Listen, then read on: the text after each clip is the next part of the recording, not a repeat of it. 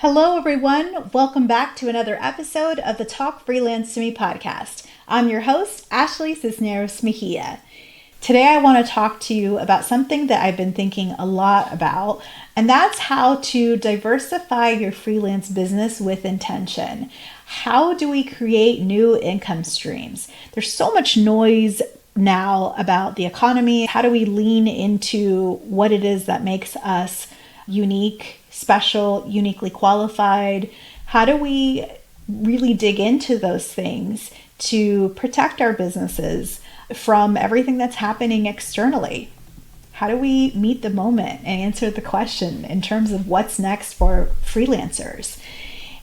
And I have put together a presentation about this with a framework that I developed called the 3L framework, which is just a way to look at what you've done, not just with freelance, but even 9-to-5 roles, even volunteer work, civic leadership engagements, thinking about everything that you've done in more of a holistic way and mining that for ideas.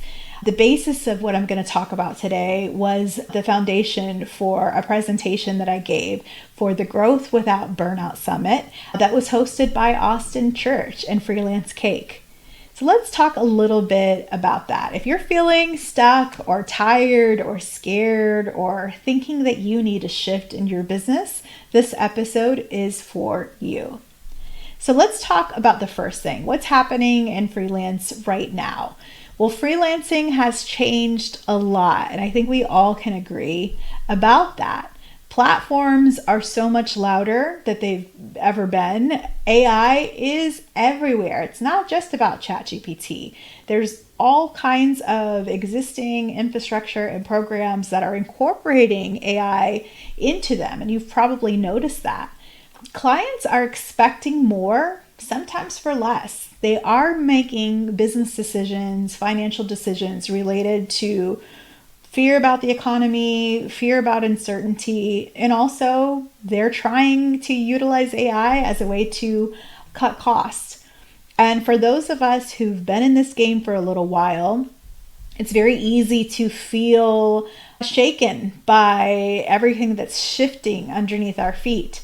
Sometimes the work is steady, but it no longer feels good. Sometimes our work is slow and we don't know what to try next. Should we throw in the towel on this freelance game altogether, or should we look at maybe just making some tweaks?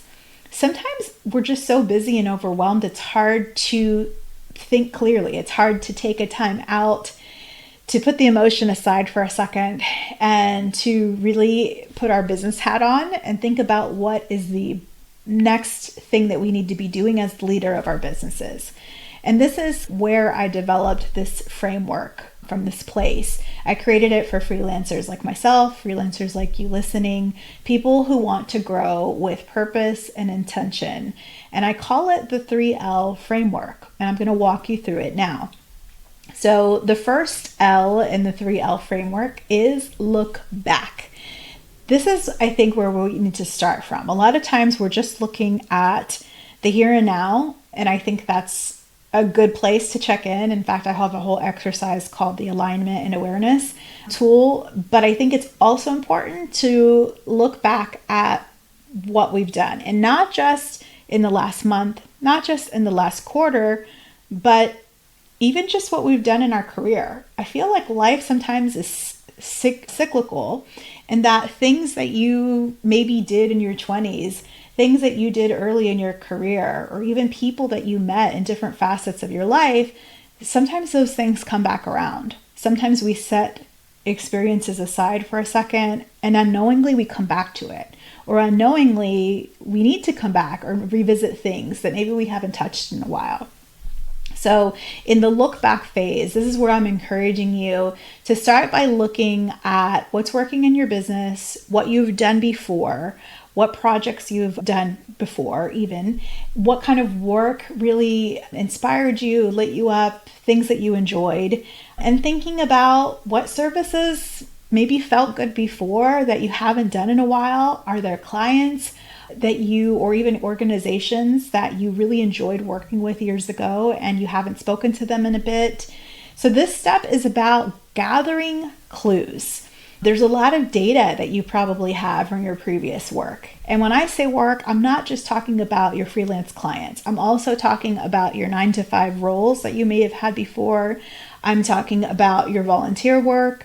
If you serve as a leader in organizations, civic groups, thinking about what kind of projects you've worked on, what kind of things have you done, even that were unpaid, but that were valuable, because those positions, those roles may give you clues on hidden services that you might be able to incorporate in your business now.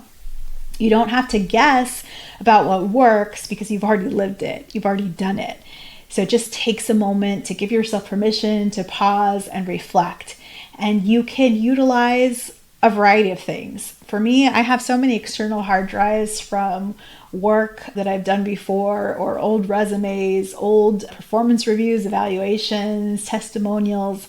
If you have even old access to your old client rosters, those are a great place to look. Even your address book. Sometimes I look at my phone and I'll look at different contacts that I've had and uncover, I haven't talked to this person. What did I know them from? Oh yeah, we worked on this project together. Use those tools to think about people and projects and work that you've done in the past as a way to jog your memory and to maybe get ideas of what you could bring back. The second L is called lean forward, because once you've looked back, it's time to think about the here and now. It's time to think about what clues from my past can I revisit? Can I call some of these people, text some of these people, email some of these people, or even some of these old services that you've done. For example, myself, I used to have a brand. It was called mypowerbrand.com. I still have the domain. And I used to do a lot of resumes and LinkedIn profiles for clients. And I did a bunch of those. I've actually started to do some of those organically from folks that have met me and have asked me to help them with those personal branding materials. It's not something that I'm marketing like I did before, but I'm thinking maybe I should bring this back because there's a lot of people who are interested in those services, even if they have access to all the big language models like ChatGPT and Claude, but they still want the strategy of how do I communicate, what kind of aspects about myself should I be talking about to really push myself forward. That's a service that I haven't been marketing, but just organically because of everything that's happening in the market. That's something that I've been working on with clients, and perhaps you can do the same. So once you've gotten those ideas, then you can look at them and say, what are some services that I can offer based on what I already know? Are there things that I know how to do when I'm thinking about those previous offerings or work experiences that I should be offering? Maybe I'm not talking about them. Maybe I'm putting all of my emphasis on a specific service, writing white papers. But maybe there is more of, maybe you're great at LinkedIn, and maybe you could offer services to help job seekers talk about their stories, their professional stories online in a compelling way. You might have ideas and they're just under their surface, and you haven't been able to bring them forward into the here and now and take them as new ideas going forward. You can also use this time to bring forward kind of inspiration or ideas that you've had on the shelf, you've set to the side. Are there certain formats of services or types of clients that you've really wanted to serve? Maybe it's time to bring those ideas forward and to experiment a little bit. This is your brainstorming phase. I call it your thinking about what else you can offer phase. You can ask yourself, if I'm doing this, what else could I try? And I actually created a list for you for this process, and I'll include a link in the show notes. It's called If You Do This, Try That. And it's basically a guide of a brain dump of ideas that I had about if you do this type of writing, what else could you do that's adjacent or complementary? And I'll include this in the show notes so you can download it if you want and just see if it sparks any of your own ideas. Maybe it's a jumping off point to something new.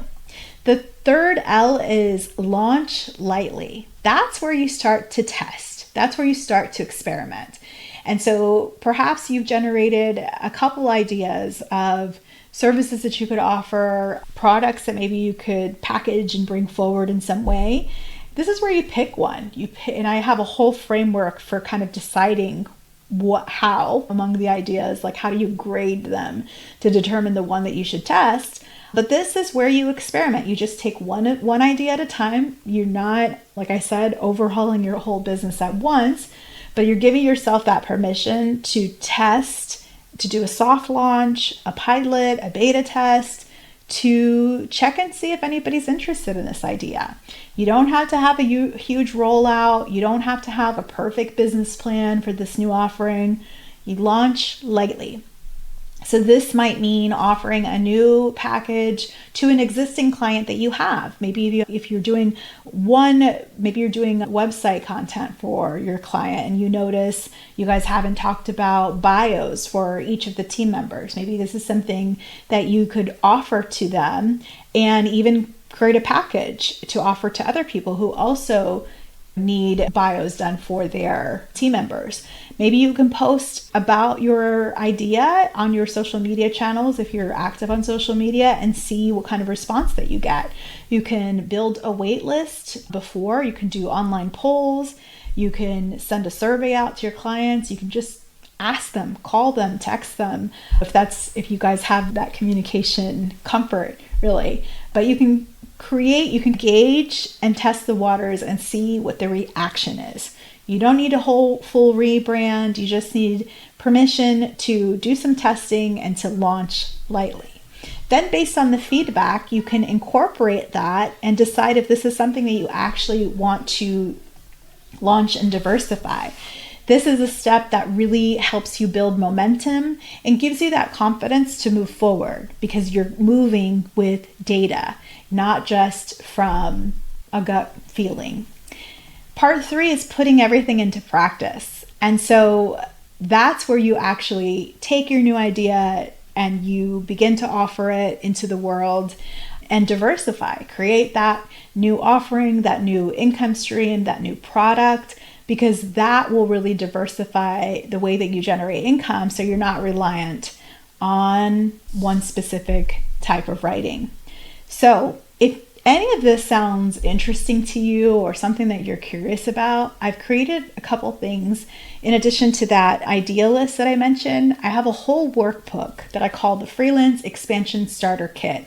It's a 52-page guide and journal, if you will. You can actually type in it, you can print it out and journal, but it walks you through in more detail that 3L framework that I mentioned. And beyond that, I'm actually experimenting with something and you're invited to participate. I am taking that workbook and I'm developing a small group coaching experience that I'm calling the Expansion Circle. I'm inviting freelancers who are interested to join, and we will actually walk through that workbook together to develop new ideas for your business, things to try, new offerings, just things that you can do to insulate your business from some of the effects that we're seeing from the economy and for AI being on the scene. So this program is only 5 weeks. We will meet weekly on Zoom. I'm trying to keep it small on purpose so that I can really serve each of the freelancers in a meaningful way.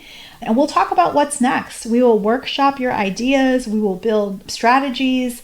This is a pilot round, so it's completely free. We kick off on Tuesday, June 17th. Again, it's 5 Tuesdays in a row, so you'll be done by mid-July. I'm asking everyone, if you're interested, to go ahead and sign up by June 13th so I can button up the plans and be ready to go on June 17th.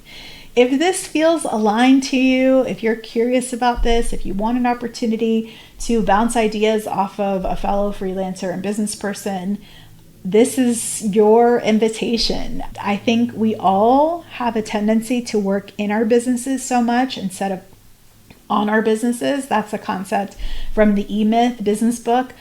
This is your chance. This is your chance to take some time. We're not really working on writing. We're working on the business, on your freelance business.